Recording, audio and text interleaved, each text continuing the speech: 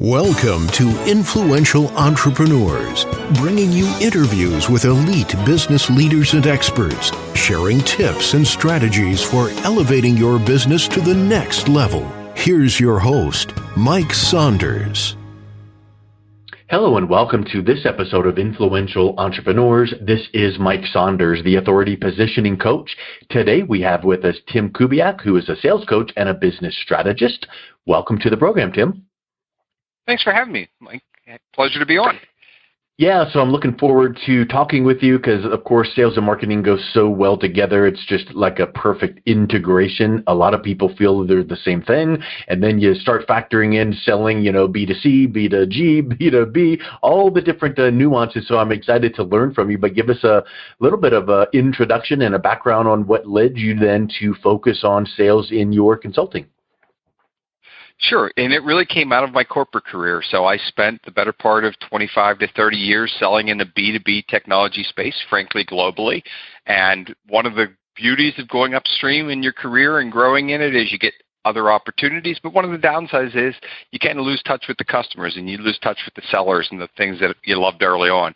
So that's literally what led me into the consulting side of the business. I decided I didn't want to live in a hotel 200 nights a year anymore, and I wanted to work with people that were still carrying a bag or driving a business where the numbers were a little more realistic.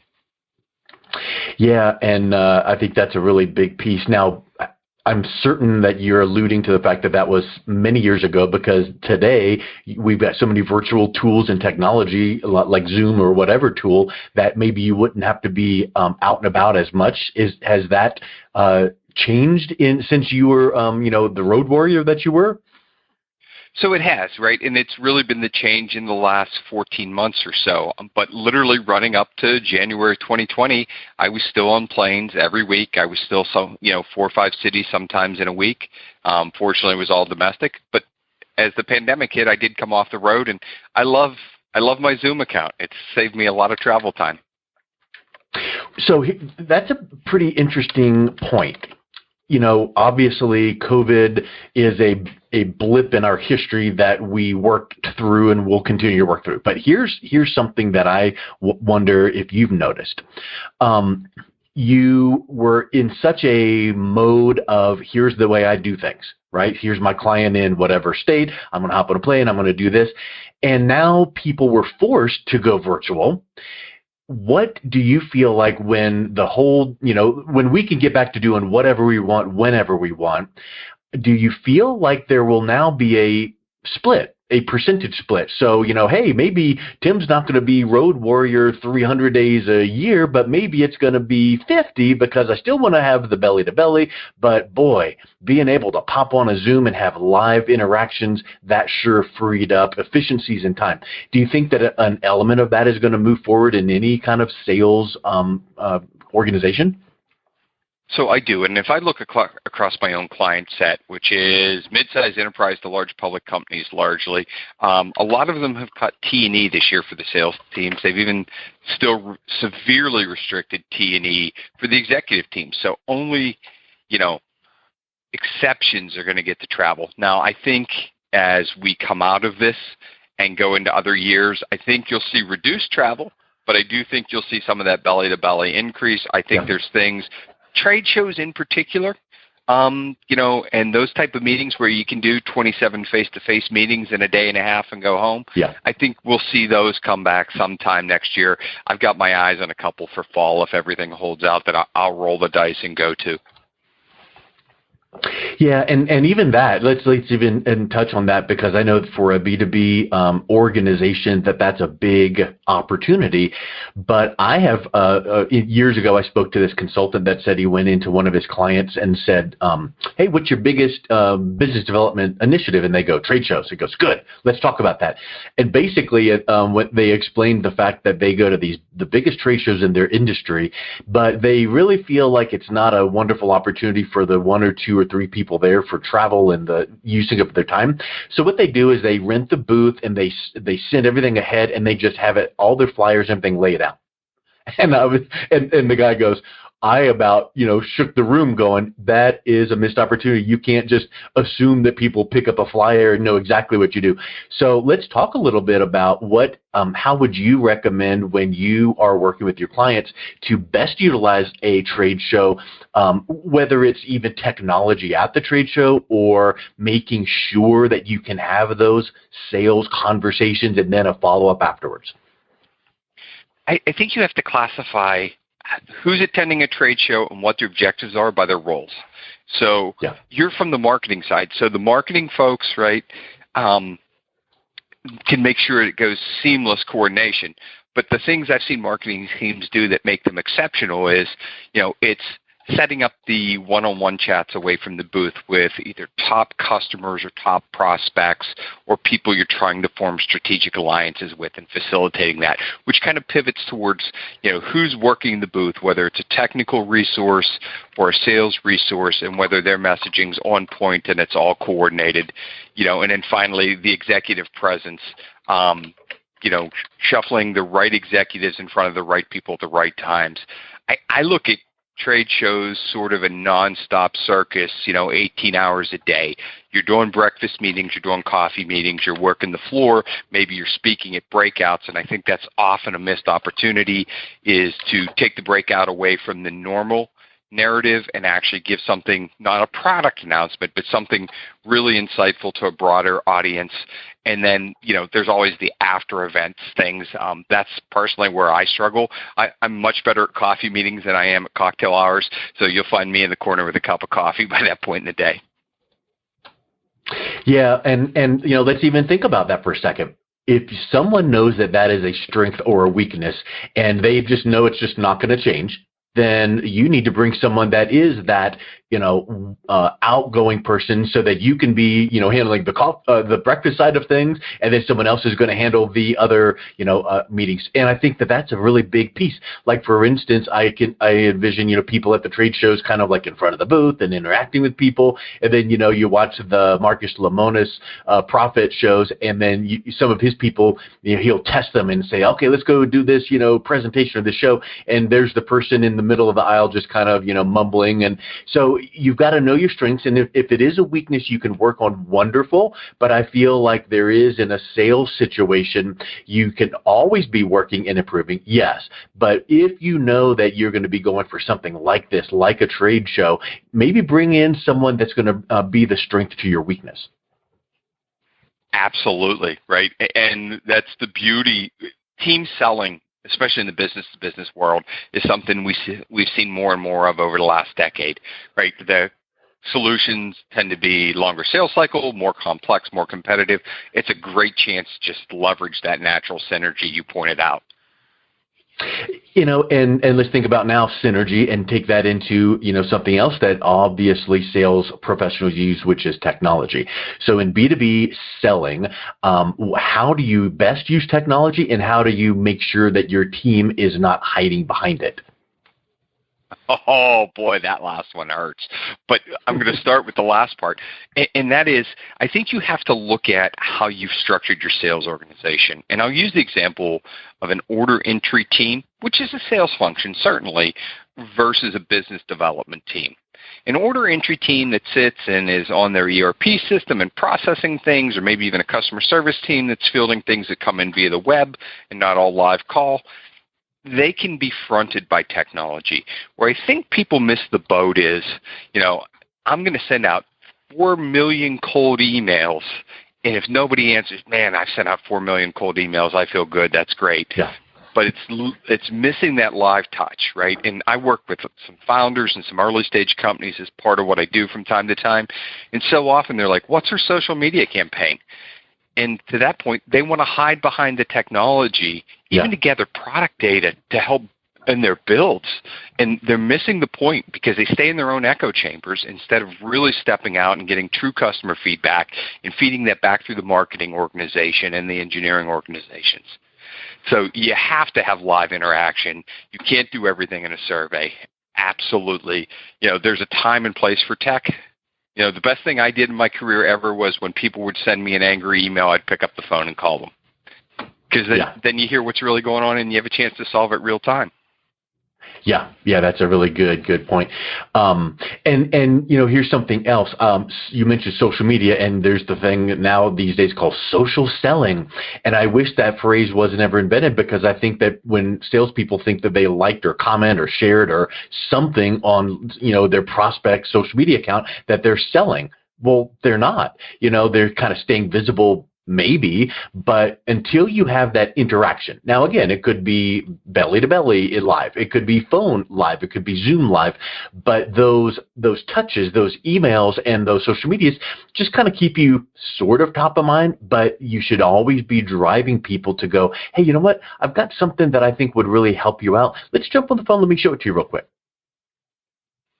Yeah, and to build on that a little bit, Mike, one thing I see people do is they send out the stock stuff to everybody. And look, automations are great. They're there for a reason, right? And that is, to your point, that's that broad spectrum touch. But if you have somebody you're really selling to, send them something that actually relates to your conversation with them, right? Yeah. Industry news, whatever. Just don't feed what's come out of the marketing team, because they've worked hard on it, but it may not land as well. Yeah, that's a huge piece. And it's going to be a little different for each organization, but I feel like there are some of those constants that always should be there. Let's shift in thinking about the consumer buyer's process, the customer journey, and you can call it many different names, but in academia, it's like the buyer's journey. And in reality, what I define it as, whatever you're selling, unless it's like gum or pencils, people need to have some things answered in their own mind about your product or service. If it's a larger ticket item, they're not going to just go, oh, flyer purchase or website purchase. So what are those big pillar pieces of content that they, or decision making that they need to understand? And when you can educate your target audience on that, whether it's through, hey, look at this webinar, or hey, let's get on the phone, now you're drawing them through and attracting them through the buyer's journey. Talk a little bit about that as it relates to sales and even in B2B. So it starts with, and you talk about the buyer's journey. Years ago, it was research, right, and then interact, and then buy was really how the buyer's journey looked, and it's still very much that way. So you have to, from a web presence, you have to have relevant material out there. You have to make it so your customer and the persons who's looking for your solution can find you, and find you in terms that they use, not that you use. And then you can build on that. And when they reach out and interact, that's where you really have an opportunity to stand apart. But you have to have that. That's almost table stakes anymore. In the old days, it would have been brochureware, and I like the car sales analogy. It used to be you walked into a car dealer and they handed you this glossy brochure, and that's really the only place other than industry magazines or the paper and whatever they were promoting that you could get information. Now, yes, buyers are so much better informed. They come in, they know what they want. I'm upgrading my home studio, right, because I've moved my office into my home in the past year. And I've done so much research on standing desks and monitor stands and everything else. I've got 6, 8, 10, 12 options that I've got to decide between. But I started with the research, and okay, how much of a tilt do I need? How much of this do I need? And the more complex it is, the more likely you're going to have that live interaction. So yeah, I can click and buy ultimately, but even a couple $100 here and a couple $100 there, people are researching. I'm reading reviews. Your customer's reading reviews. They're looking for the experience. They're looking for the technical specs. You can't overlook that, and they have to be easy to find. Yeah. And I think here's something else. Have you ever read that book, The Ultimate Sales Machine by Chet Holmes? I've not read that one, no. I would highly recommend it. It's a classic, sales.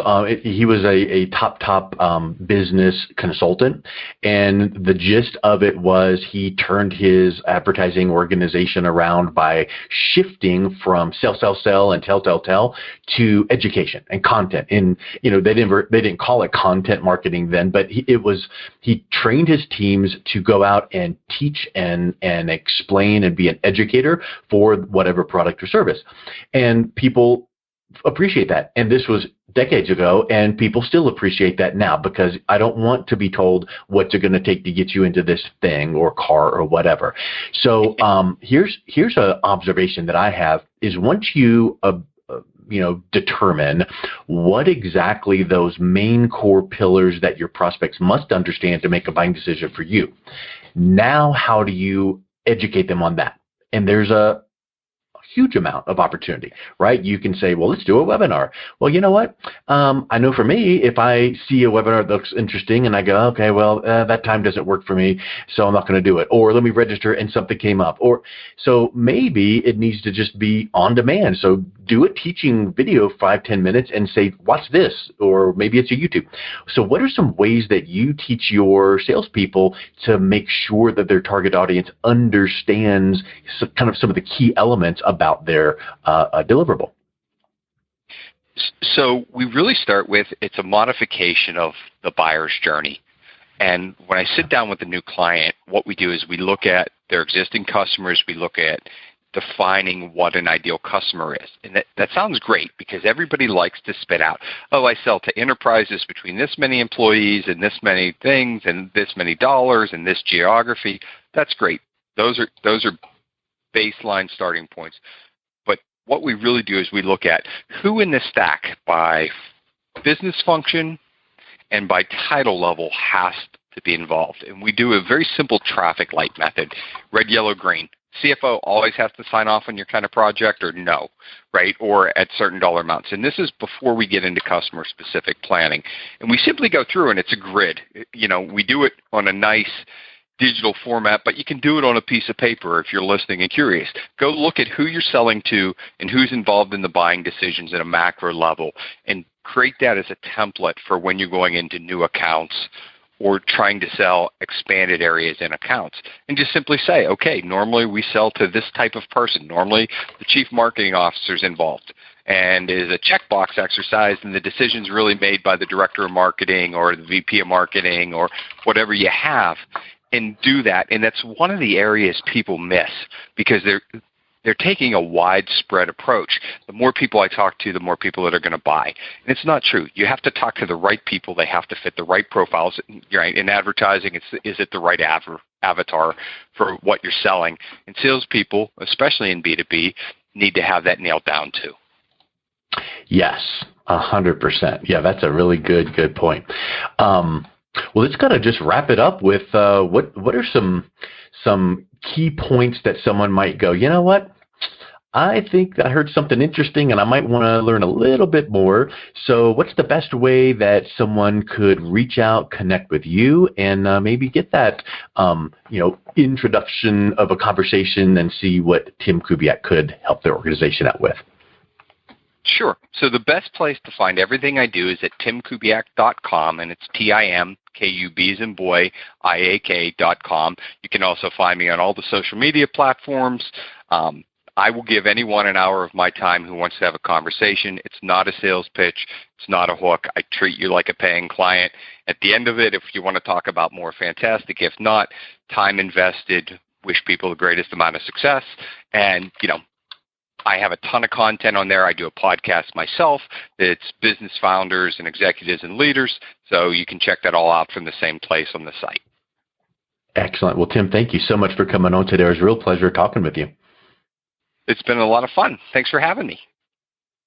You've been listening to Influential Entrepreneurs with Mike Saunders. To learn more about the resources mentioned on today's show or listen to past episodes, visit www.influentialentrepreneursradio.com.